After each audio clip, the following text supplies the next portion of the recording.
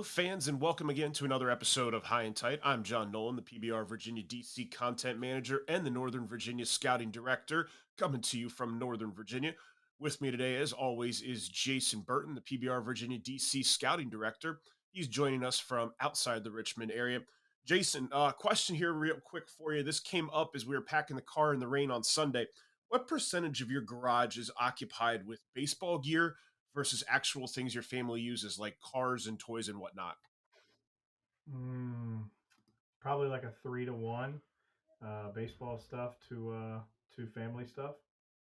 Sounds like My a wife enjoys it though. She's very happy about it. I can imagine that she absolutely is happy about it. I know how mine would be if it were that way. That sounds like about an appropriate ratio, to be honest with you. Today, we are here to highlight some of the standouts from the first session of our 2023 preseason All State Series. The event was held at Coastal Sports in Norfolk, Virginia on Saturday, February 11th, with over 60 players taking part. While many players had good days, and we will continue to highlight them on our social feeds and in future articles on the website, we just want to take 10 minutes to highlight three guys each who really stood out this event, just to get them on your get them on your minds. And I'm going to go ahead and throw this over to Burton. Burton, who do you want to talk about first here? Fire there. My first guy is going to be a 2024 out of Hickory, Jacob Chadwell. I thought that he was arguably the most impressive arm there that day. Not just in velo, but just all the way around stuff, ability to spin it. He was up to 88, um, 74, 77 on the breaker. It's a little bit slurvy. It's got a little bit bigger shape, a little bit more, side to side to it. And the changeup was 80, 81. Showed some feel. He works with pace, works with intent. 6'4" body. I like the slot. It's a lower slot. I thought he was very impressive. We've seen him before. He's been like a kind of mid 80s guy. So it was nice to see that velo ticking up early in the season. And for my first guy, I'm going to stick arm, but I'm going to flip over to the left side of the mound here. And I'm going to talk about Dylan DeYoung, 2024 left handed pitcher, outfielder from Gloucester High School. 5'11, 160, lanky frame, a lot of projection left to it. Up on the mound, he was, and I had it in front of me and then I skipped away from it. He was 79 to 80, tickled an 82. Showed two breaking balls, a curveball 67, 68 with a 1-7 break, a slider with a distinctly different shape, even though its velocity was 67, 69, and also a changeup 70 to 72. What really jumped out to me about DeYoung was both breaking balls. They had good shape, they were sharp. They caught both my eye and our camera guy Jordan's eye. As soon as he threw the first one, and then I thought the slider ended up being better than the curveball. So he's got a pair of breaking balls that he shows some feel from. Also, there's some signs that he's going to probably add some velo. He worked out in the outfield, was up to 88 there with that frame. I like the projection. There's a chance for a little more here. And like we said, he's got the feel for the breaking balls. So, again, a lot to like and a lot to keep an eye on. And that is Dylan DeYoung, a 2024 left handed pitcher outfielder from Gloucester. Bert, where are you going to go next? I'm gonna stay with all three of my guys. I'm gonna stay in the 24 theme, but I'm also gonna stay at Hickory High School and go with the battery mate of Jacob Chadwell, Mateus Puscalo. Mateus, I hope I did not butcher that. I think I did pretty well.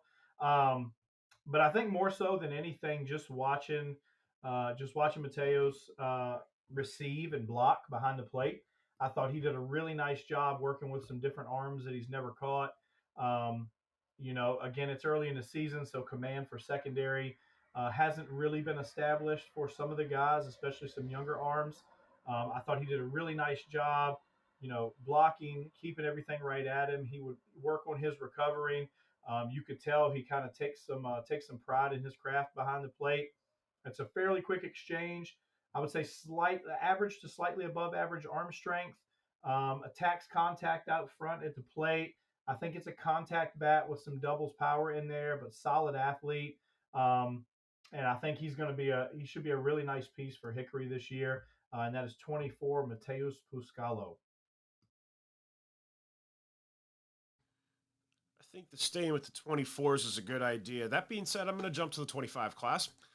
And I'm going to go ahead and talk about a player who really caught my eye. Saw him up first on the mound, liked the frame, liked what I saw, and then he hit pretty well too. And that is Jackson Okonkwo, 2025 third baseman, right-handed pitcher from Lansdowne High School, 6'4", 195. It's a long frame, long levers for him, and that really shows up on the mound. He's got a very long, loose, easy arm action from a lower slot. He was 80, 81, touched 84.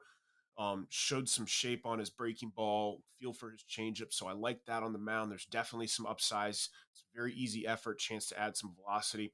And then again at the plate, again, those long levers, he was able to get a live exit velocity of 91 miles an hour, showed the ability to drive the ball a little bit.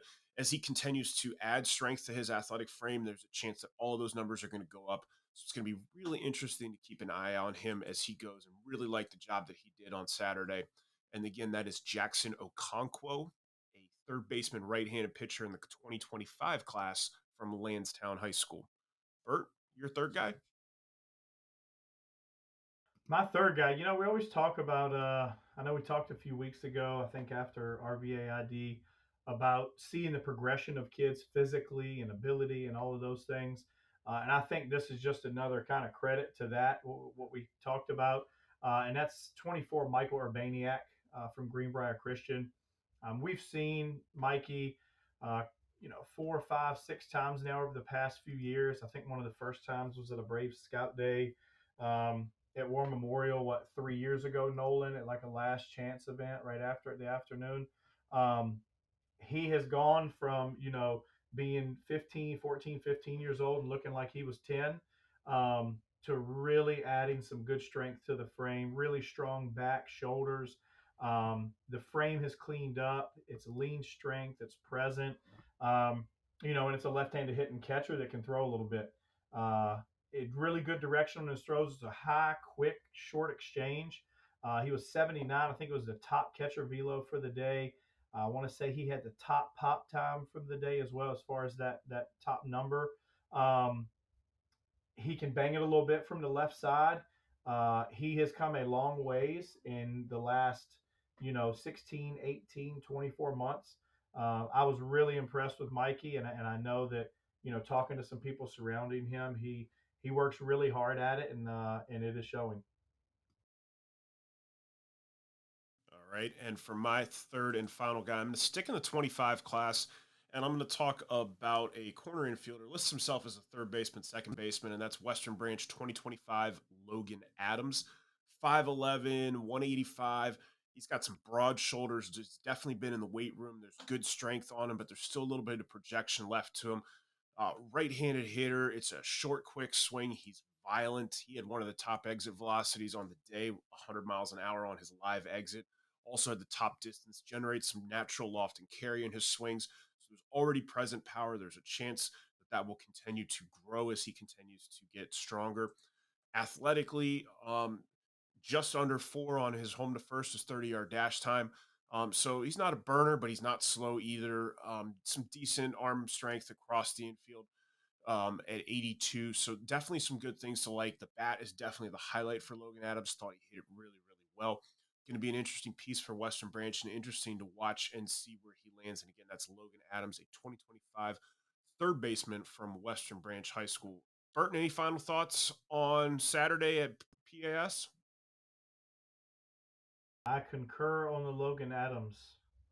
Uh, I concur on that one. He's going to be a good one. Saw him as a freshman last year, and I just think you watch those guys, and there's certain guys that pop out that just show the ability to hit on a consistent basis, and I really like the bat. Um, like you said before, like honestly, guys, we could stay on here for an hour and talk about players, in one way, shape, or form. But trying to be quick about it. We'll have other things like quick hits coming out. We have social media videos coming out. But just wanted to highlight, especially for me, some of the 24s from Saturday when some coaches get out on the road, um, and really, start to kind of iron down those that 24 class, regardless of what level it is. Um, because obviously 24s have to play varsity. So want to give those guys a chance to kind of get some direction and some momentum going into the spring.